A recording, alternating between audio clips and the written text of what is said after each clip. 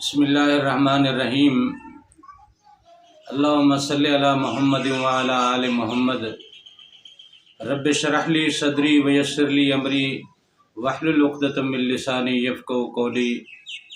السلام علیکم دوستو، میں ہوں ایک عام سا مسلمان فقیر معصوم وارثی۔ دوستو، ہمارے اور آپ کے آقا حضور نبی کریم صلی اللہ علیہ وسلم نے یہ بشارت فرما دی تھی، اور تمام علماء کے ہاں یہ بات متفقہ طور پہ تسلیم کی جاتی ہے کہ اسلام میں 71 72 73 فرقوں کی بات کی جاتی ہے، اور یہ تمام کے تمام فرقے راہ ہدایت سے بھٹکے ہوئے ہیں۔ ان میں سے صرف ایک ایسا ہے جو راہ ہدایت پہ ہے۔ اللہ تعالیٰ نے بھی فرمایا ہے کہ وَاعْتَصِمُوا بِحَبْلِ اللَّهِ جَمِيعًا وَلَا تَفَرَّقُوا، کہ اللہ کی رسی کو مضبوطی سے تھامے رکھو اور تفرقے میں نہ پڑو۔ اب دیکھا جائے تو ہمارے ہاں تمام مسالک قرآن پاک سے وابستہ ہیں، تمام مسالک شریعت کے ساتھ وابستہ ہیں، تمام مسالک قرآن پاک کی تعلیم دیتے ہیں، اور تمام مسالک ہی شریعت کی تعلیم دیتے ہیں۔ تمام مسالک کے ہاں اس بات سے انکار نہیں ہے کہ اللہ تعالیٰ کی وحدانیت اور اللہ تعالیٰ کی عبادت سے منہ موڑا جا سکتا ہے، یا حضور پاک صلی اللہ علیہ وسلم کی رسالت سے کوئی کنارہ کشی کی جا سکتی ہے۔ تمام مسالک اس بات کا درس دیتے ہیں، تمام مسالک شریعت کا درس دیتے ہیں، اور شریعت پہ پیروکار رہنے کی بھی بات کرتے ہیں۔ اب اگر حبل اللہ قرآن پاک ہے، حبل اللہ اگر قرآن پاک ہے تو تمام کے پاس حبل اللہ موجود ہے، پھر یہ فرقے کس بات کے؟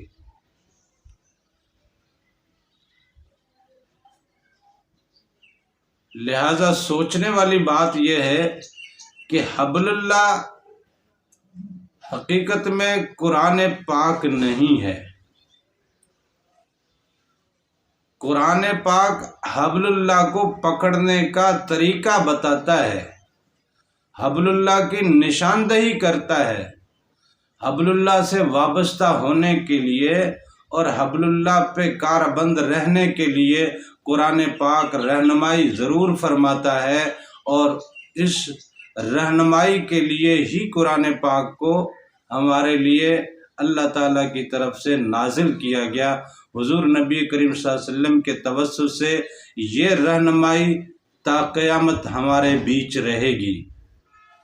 لیکن بات یہ ہے کہ ہم نے قرآن کو ٹھیک سے پڑھا نہیں ہے، قرآن پاک کی ٹھیک سے ہم نے اس کی میننگ اخذ نہیں کی ہے، اس لیے ہم اتنے فرقوں میں بٹ گئے۔ قرآن پاک بیسیکلی دو صورتوں میں ہے۔ ایک تو قرآن پاک کی وہ صورت ہے جو ہمارے اور آپ کے بیچ میں ہے، یہ تحریری صورت میں۔ لیکن کیا قرآن پاک نازل بھی تحریری صورت میں ہوا تھا؟ اگر قرآن پاک تحریری صورت میں نازل نہیں ہوا تو کس صورت میں نازل ہوا؟ قرآن پاک نازل ہوا حضور نبی کریم صلی اللہ علیہ وسلم کے قلب مبارک پہ، اور حضور نبی کریم صلی اللہ علیہ وسلم نے وہ قرآن اپنے صحابہ کے قلب میں منتقل کیا۔ ہمارے ہاں معاملہ یہ ہے کہ ہم نے قرآن کو اپنے قلب میں نہیں اتارا، اور قرآن کو اپنے قلب میں اتارنے کا طریقہ ہی نہیں پتہ ہمیں۔ لہذا ہم نے قرآن پاک کو صرف ایک کتاب کی صورت پڑھا ضرور ہے، لیکن اس قرآن پاک کی جو دو صورتیں ہیں، یعنی دو شکلیں ہیں، ایک شکل تو تحریری ہے جو کہ ہمارے سامنے موجود ہے، لیکن اس کی شکل جو ہے باطنی، جو یہ دل پہ اترتا ہے، وہ اس کی اصل روح ہے قرآن پاک کی، وہ روح ہی حقیقت میں حبل اللہ ہے۔ قرآن پاک کی وہ باطنی تعلیمات، قرآن پاک کے وہ باطنی معاملات، قرآن پاک کے باطنی تفاسیر، قرآن پاک کے باطنی انوار کے جلوے، وہ حقیقت میں حبل اللہ ہے۔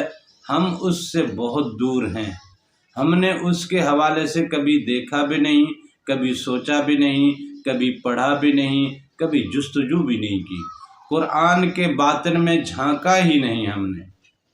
قرآن کے ظاہر کو تو ہم پڑھتے ہیں۔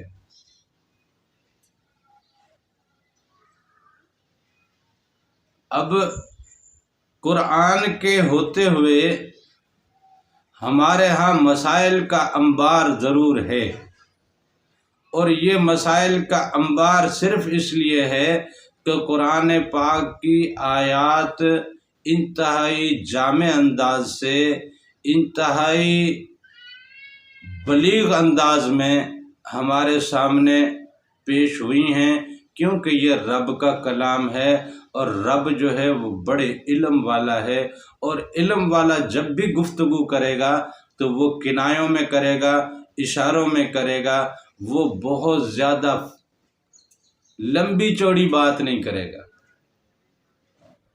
لمبی چوڑی بات کر کے بات کی اصل روح کو مار دیا جاتا ہے۔ بات مختصر سے مختصر ترین ہو اور بات کے اصل مغز کو ذکر کیا جائے اور اس بات کو سمجھا جائے تو بات ٹھیک ٹھیک سمجھ بھی آتی ہے۔ جتنا اس کو پھیلاؤ گے، اس کا جتنا پھیلاوا بڑھے گا، بات کی حقیقت بگڑتی جائے گی۔ اب ہم بات یہ کر لیتے ہیں کہ یہ جو اتنے فرقے ہیں، ان میں سے جو کامیاب فرقہ ہوگا وہ کون سا ہوگا؟ ہم ذرا نظر دوڑائیں تمام مسالک کی طرف۔ ہر مسلک دوسرے مسلک کو برا بھلا کہتا ہے، اسے غلط مانتا ہے، یا اس میں نقائص ضرور بتلاتا ہے۔ نقائص کی طرف اشارہ ہر مسلک میں کیا جاتا ہے دوسرے مسلک کے لیے، لیکن ہمارے ہاں ایک ایسا بھی گراؤنڈ موجود ہے جہاں پہ اس طرح کی کوئی گفتگو نہیں ہوتی۔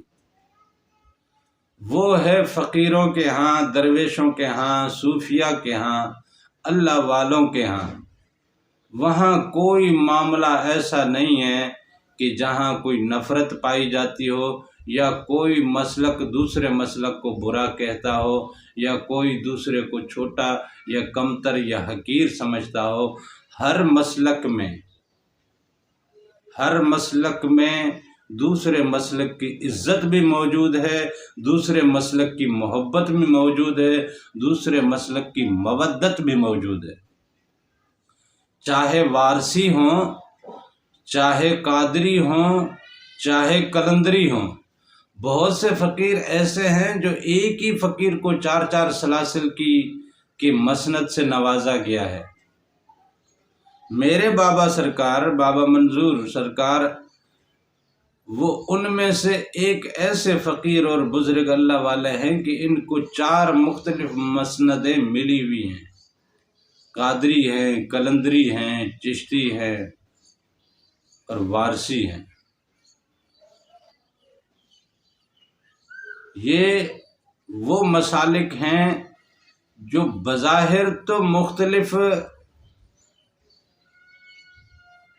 جگہوں پہ پائے ضرور جاتے ہیں، لیکن ان تمام مسالک میں یہ ہے کہ اختلاف نہیں ہے۔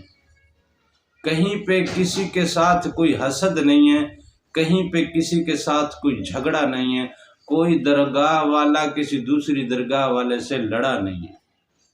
درگاہوں میں معاملے ایسے ہوتے ہیں کہ ظاہری ڈیوٹیاں کسی اور کی ہوتی ہیں، باطنی ڈیوٹیاں کسی اور کی ہوتی ہیں۔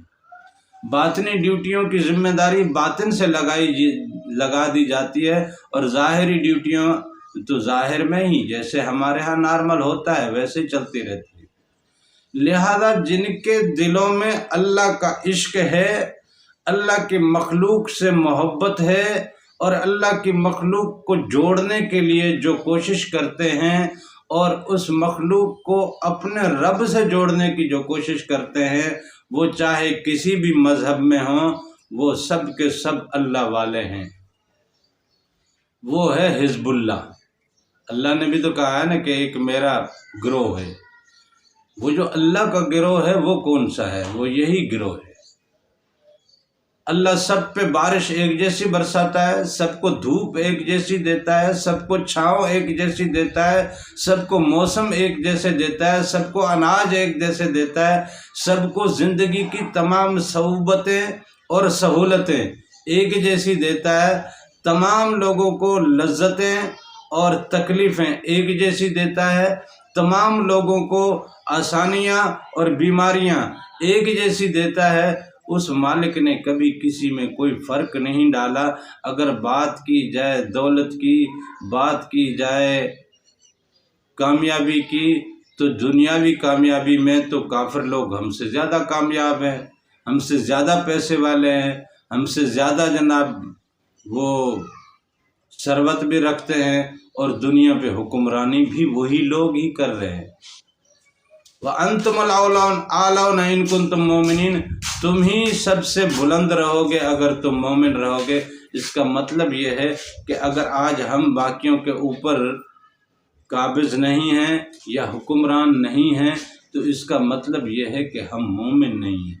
تو یہ ہمارے مسالک اور ہمارے تمام فرقہ ہائے یہ جو مسالک ہیں، یہ تمام ایک دوسرے سے اختلاف بھی رکھتے ہیں، جھگڑے بھی رکھتے ہیں، نفرتیں بھی رکھتے ہیں، لیکن ایک واحد ایک ایسا پلیٹ فارم ہے جو فقیروں کا پلیٹ فارم ہے، جو ولیوں کا پلیٹ فارم ہے، جو کہ اللہ والوں کا پلیٹ فارم ہے۔ ان میں صرف محبتوں کا درس دیا جاتا ہے، اور یہی اللہ والے ہیں، یہی اللہ کے بندوں کو اللہ سے جوڑتے ہیں، یہی اللہ کے بندوں کو ایک دوسرے سے جوڑتے ہیں۔ وہ جو ایک دوسرے سے جوڑتے ہیں نا، یہی جوڑنا ایک دوسرے سے محبت جو پیدا کرتے ہیں نا، چاہے کوئی کسی بھی مسلک سے ہو، چاہے کوئی وارثی مسلک کا ہے، چاہے صابری مسلک کا ہے، یا طریقت کے مسالک ہے۔ شریعت کے مسالک تو ہمارے پاس شافعی بھی ہے، حنبلی بھی ہے، حنفی بھی ہے، جعفری بھی ہے، یہ مسالک شریعت کے۔ لیکن وہ مسالک جو ہیں طریقت کے، لیکن طریقت کے مسائل میں آپ کو کہیں اختلاف نہیں ملے گا، کہیں جھگڑا نہیں ملے گا، کہیں فساد نہیں ملے گا، صرف محبت ملے گی۔ اس لیے کہ ان کے دلوں میں محبت ڈال دی گئی ہے، ان کے دلوں میں نور کی چھینٹیں پڑی ہوئی ہیں، اور نور کی چھینٹیں ان کے مرشد وہاں کی درگاہ کے یا وہاں کے آستانے کے فقیر فقراء اپنے لوگوں میں وہ اللہ تعالیٰ کی رحمت اور اس کے انوار کے چھینٹے پھینکتے ہیں۔ وہی انوار کے چھینٹے ایک دوسرے سے جب ملتے ہیں تو بڑی محبت سے ملتے ہیں، بڑی مودت سے ملتے ہیں۔ لہذا اللہ والے لوگ ہماری نظر میں تو وہی ہیں جو اللہ اللہ ہی کرتے ہیں، جو اللہ کے بندوں سے پیار کرتے ہیں، جو اللہ کے بندوں کو اللہ سے جوڑتے ہیں، جو اللہ کے بندوں کو آپس میں ایک دوسرے سے جوڑتے ہیں۔ لہذا کوشش یہ کریں کہ اللہ کا گروہ بن جائیں، حزب اللہ بن جائیں، اللہ والے بن